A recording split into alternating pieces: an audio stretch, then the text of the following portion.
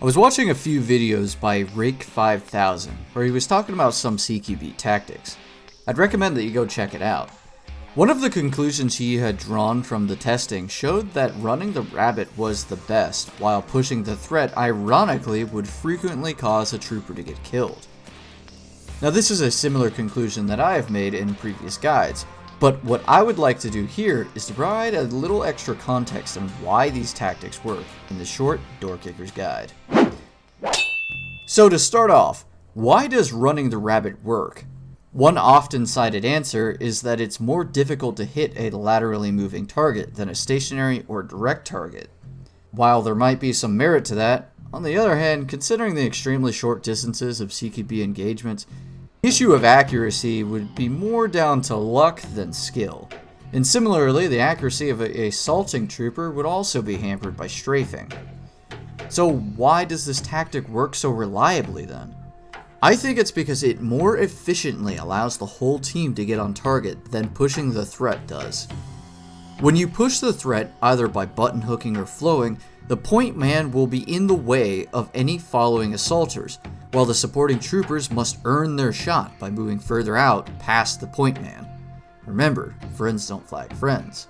Running the rabbit therefore more efficiently clears the way for the rest of your squad to get more rifles on target in a shorter amount of time, so that the supporting troops can then dish out more damage and cover more targets, even if one misses, gets hit, or suppressed. Do not underestimate the penalty of the suppression mechanic and damage flinch.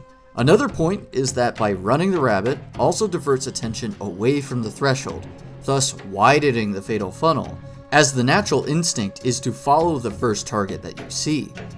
If the point man directly pushing the threat gets hit and suppressed, then all of the shots headed at them will also be flying at supporting troopers entering behind them, which can lead to them also getting hit and suppressed before they even get a chance to engage.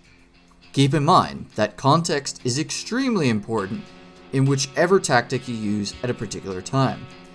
As an attacker, you should constantly think about how to defend. Where will the defenders be standing, and also what are potential lines of fire into the room, or areas that enemies could reinforce from. When you plan a push, you should also consider moving troopers away from other fatal funnels, besides the threshold that you are directly assaulting, such as windows, doorways, and spider holes. Keep in mind that these can also be behind you and in areas that you have already cleared, so don't forget to have some rear security. In addition, there might also be various obstacles and cover inside of the room besides walls that the enemy could barricade behind while you push through the fatal funnel. Obviously, the best way to deal with these threats is to constantly throw grenades at them, but this might not always be an option.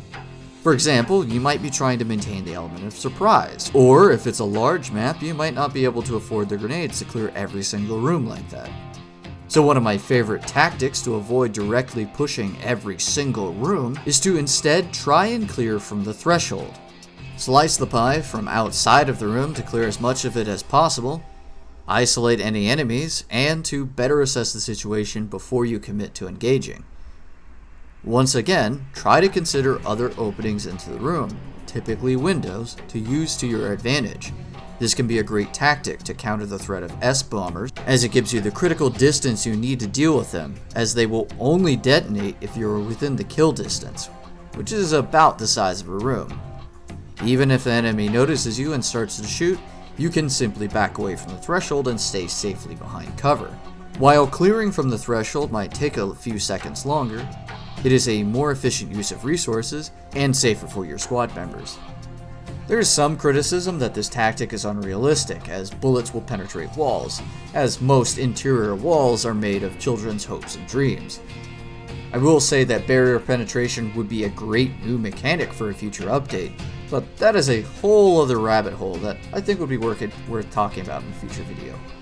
However, I would also disagree that clearing from the threshold is unrealistic. Real soldiers don't run in and push rooms like it's Call of Duty. They take their time because real people don't want to get shot.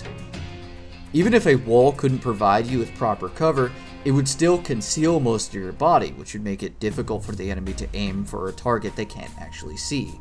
The enemy is either going to be barricaded in a room and expecting you, or they will be trapped in an open room without any mobility. In both of these scenarios, you have the power to choose the engagement. You have mobility, and you have cover.